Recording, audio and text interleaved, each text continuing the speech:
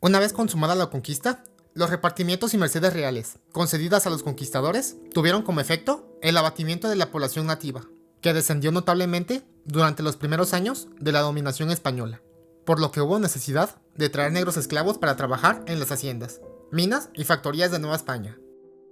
Los primeros grupos de negros bozales llegaron a la hacienda de Tlaixcoyán a principios del siglo XVI, y muy pronto empezaron a fugarse hacia los montes inmediatos de las llanuras del Sotavento. Estos negros fugados instalaron sus palenques en las inmediaciones de los ríos Jamapa y Blanco, próximos a las rutas comerciales que llegaban al puerto de Veracruz, por lo que comenzaron a robar las haciendas y a asaltar los caminos.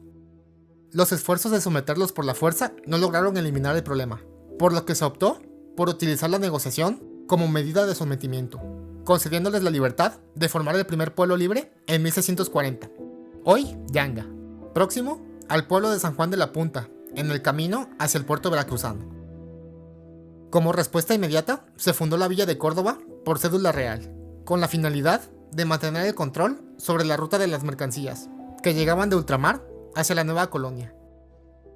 Alrededor de la villa de Córdoba se instalaron numerosas haciendas canicultoras y trapiches, para procesar azúcar de pilón y aguardiente de caña. La mano de obra de estas factorías se complementó, como era de esperarse, con esclavos negros, por lo que se estima que para 1700 se habían importado más de 2000 esclavos a la zona trapichera de Córdoba.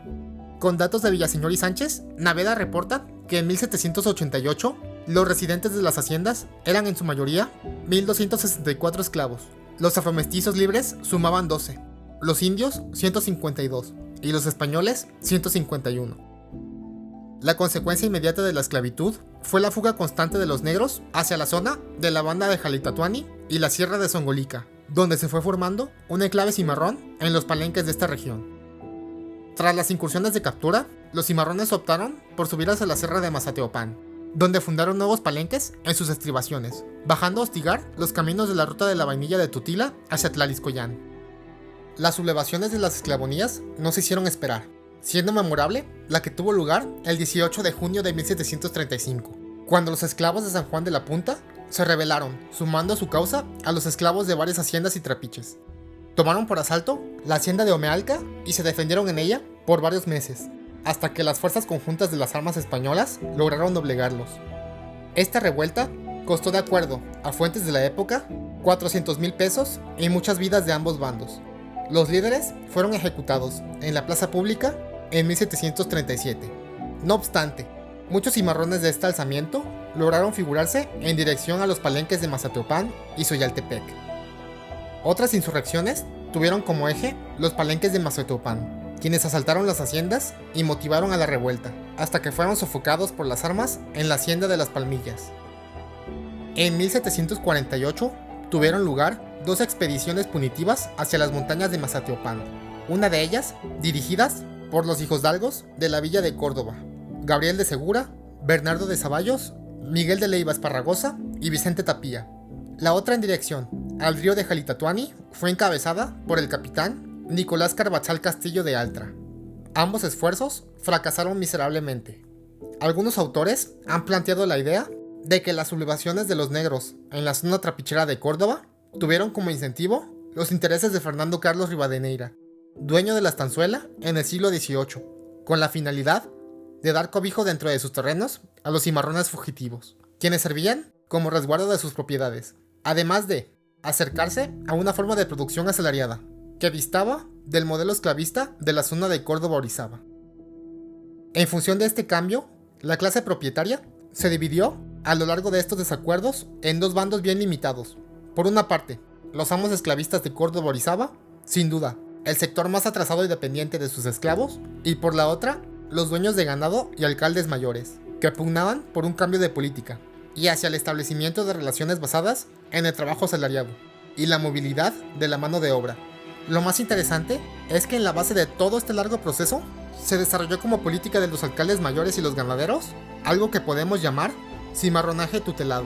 que de manera intrincada derivó en una poderosa presión social, ejercida sobre los amos cautivos de su atraso, en un cambio de mentalidad y en una integración más exitosa de los afroveracruzanos en el seno de la sociedad colonial del Sotavento.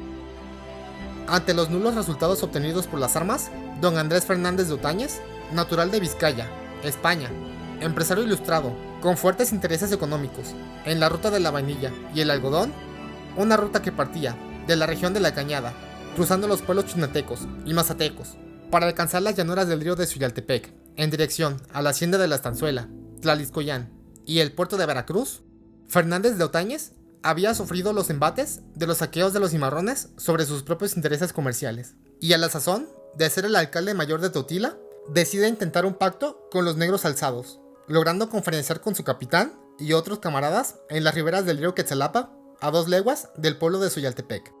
El ofrecimiento del alcalde mayor era lograr la reducción de los cimarrones en un pueblo dentro de la esfera de la influencia de la Estanzuela, a cambio de no ser perseguidos y dejar libres los llanos de sus frecuentes ataques, además de lograr la salvación de sus almas a través de la doctrina cristiana. Los capitanes cimarrones volvieron a sus montañas, a reunirse con sus camaradas, ofreciendo bajar con una respuesta en breve. En el impasse de las negociaciones, los trapicheros impulsaron, en 1750, otras expediciones sobre la región de Mazateopán, provocando la duda entre los alzados, quienes optaron por no regresar a la mesa de diálogo. Durante la década de 1750, la región experimentó varias incursiones a expensas de los trapicheros, en tanto que los negros se dividieron en 2 grupos. Los más radicales, comandados por el capitán Macute, se oponían a los propósitos españoles, mientras que un grupo encabezado por el teniente de Macute, de nombre Fernando Manuel, negro fugado de la hacienda de la Concepción en 1735, era partidario de la pacificación de los negros. En el enfrentamiento final entre ambos grupos, Fernando Manuel se encomendó la protección de la Virgen de Guadalupe en aquel lance, ofreciendo acogerse a la reducción de los cimarrones, en caso de resultar victorioso. La victoria fue para Fernando Manuel y su grupo, resultando gravemente herido el capitán Macute, quien junto a otros 18 cimarrones fue capturado y llevado a la villa de Córdoba, para ser devueltos a sus amos, a excepción de Macute, quien fue puesto en prisión. Con este resultado, los cimarrones de Fernando Manuel bajaron a los llanos de la Estanzuela, a solicitar el cobijo de Fernando Carlos Rivadeneira, propietario entonces de la hacienda, y de su capellán de bachiller, Apolinar de Cossio, los cuales se ofrecieron en buenos términos a facilitar los propósitos fundacionales. Sin embargo, la pronta muerte de ambos dejaría sin efecto el ofrecimiento del hacendado. Entonces los negros se arrancharon, dispersándose por varias comunidades dentro de los terrenos de la Estanzuela, entre los límites de las actuales poblaciones de Omealca, Tres Valles y Tierra Blanca. Ellos se establecieron en 6 localidades: Rosario, Mata de Anona, San Antonio, San Martín de Mazatiopa, Breve Cocina y Palacios de Mandinga. En 1762, como motivo de la guerra de los 7 años contra Inglaterra, el virrey Marqués de Cruillas visitó el pueblo de Veracruz para ordenar las defensas contra posibles ataques marítimos. Ante él se presentaron los cimarrones para solicitar la obediencia de su pedimento, a cambio de sus servicios como milicianos, siendo incorporados al cuerpo de lanceros de Tlaliscoyán, recibiendo Fernando Manuel el grado de sargento por el capitán de infantería, Santiago Cubillos. Pasada la conflagración, los cimarrones vuelven a sus palenques, en la Cuenca Media, con el infortunio de haber perdido el decreto del virrey para lograr su propósito. Los trapicheros de Córdoba, en tanto, promueven su oposición a la libertad y fundación del pueblo, de acuerdo a lo solicitado por los negros.